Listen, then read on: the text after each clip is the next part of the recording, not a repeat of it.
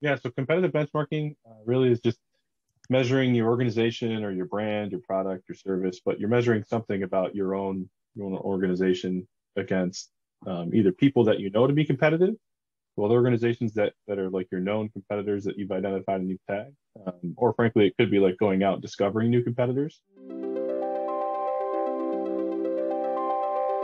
The, some basic ones, like clients come to us a lot for just awareness and perception and attitude type study. So again, we find that like a lot of organizations like just don't do this. They're like, hey, we really need to just like benchmark awareness. We don't know what it is, and so those are really good ones in the world of marketing.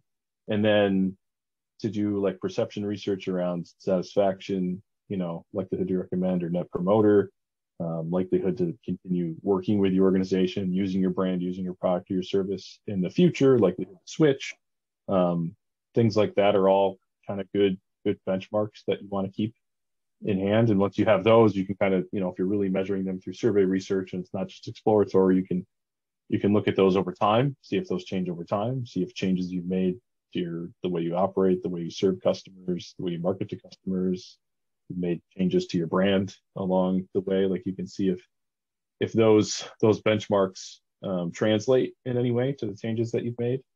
Perhaps you make changes in strategy or to your marketing, your operations based on changes in those benchmarks. But then also, you just see how you do compared to competitors. So you've got a marketing campaign out there, awareness can be just that basic measure that you can look to over time, like not necessarily immediately, but definitely over time.